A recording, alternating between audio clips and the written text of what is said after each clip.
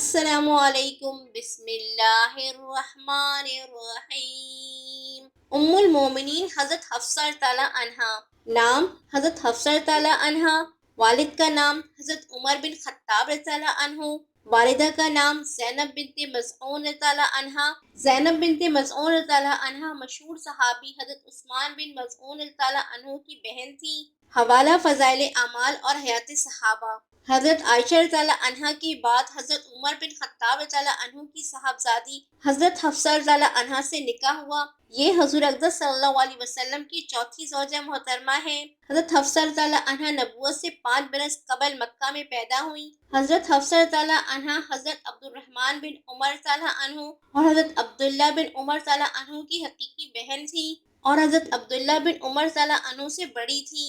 پہلا نکاح مکہ ہی میں خنس بن خزافہ تعالیٰ عنہ سے ہوا۔ یہ بھی پرانے مسلمان ہیں جنہوں نے حبشہ کی ہجرت کی، پھر مدینہ طیبہ کی ہجرت کی۔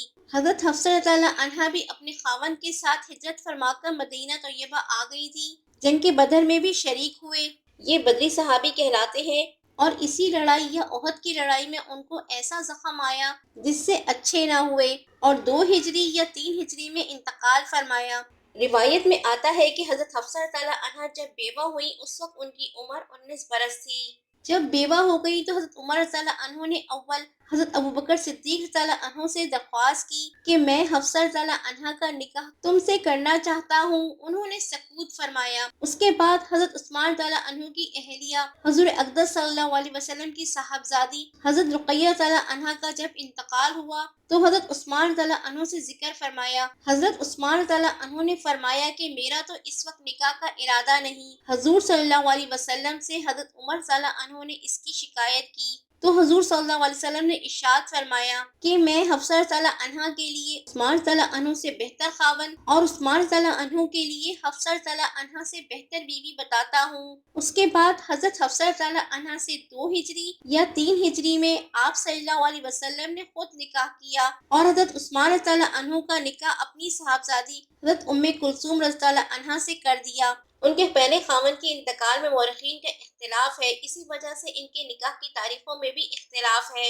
اس کے بعد حضرت ابوبکر صدیق تعالیٰ عنہ نے حضرت عمر تعالیٰ عنہ سے فرمایا کہ جب تم نے حفصہ تعالیٰ عنہا کے نکاح کا ذکر کیا تھا اور میں نے سکوت کیا تھا، تمہیں اس وقت ناگواری ہوئی ہوگی، مگر چونکہ حضور اقدس صلی اللہ علیہ وسلم مجھ سے نکاح کا تذکرہ فرما چکے تھے، اس لیے نہ تو میں قبول کر سکتا تھا اور نہ حضور صلی اللہ علیہ وسلم کے راز کو ظاہر کر سکتا تھا، اس لیے سکوت کیا تھا۔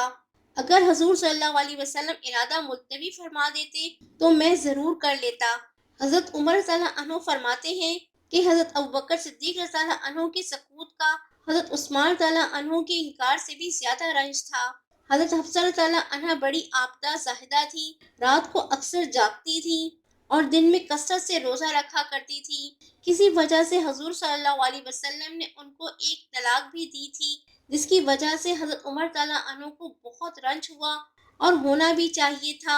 حضرت جبرائیل علیہ السلام تشریف لائے اور عرض کیا، اللہ جل شانہ کا ارشاد ہے کہ حفصہ تعالیٰ عنہا سے رجوع کر لو، یہ بڑی شب بیدار اور کثرت سے روزہ رکھنے والی ہیں اور عمر تعالیٰ عنہ کی خاطر منظور ہے، اس لیے حضور اکرم صلی اللہ علیہ وسلم نے رجوع فرما لیا۔ آپ رضی اللہ عنہا کے بولنے میں فصاحت اور بلاغت تھی۔ آپ رضی اللہ عنہا شاعری بھی کر لیتی تھی۔ آپ رضی اللہ عنہا کے مزاج میں تھوڑی سختی تھی۔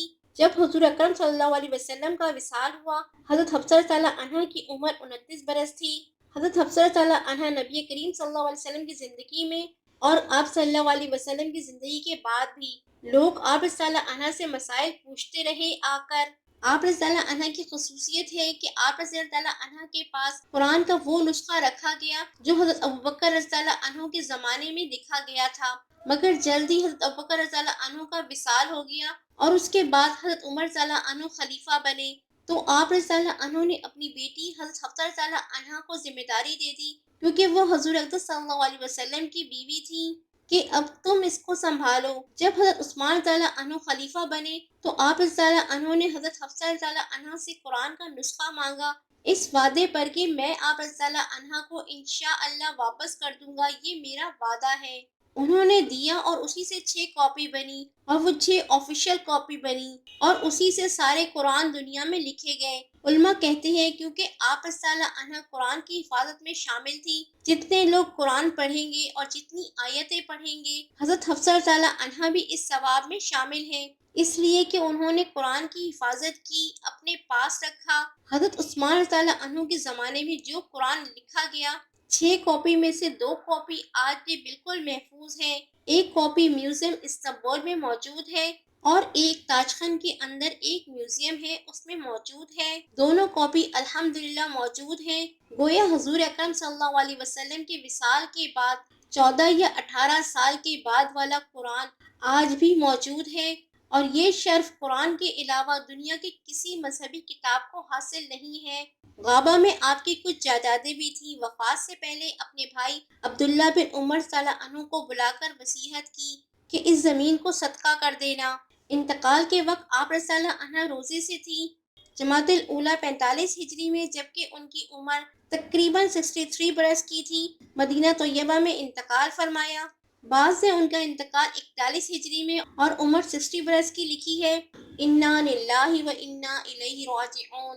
مروان بن حکم نے نماز جنازہ پڑھائی اور جنازے کو کندھا بھی دیا۔ قبر میں آپ کو عبداللہ بن عمر صلی اللہ عنہ اور آپ کے بھتیجوں نے اتارا تھا۔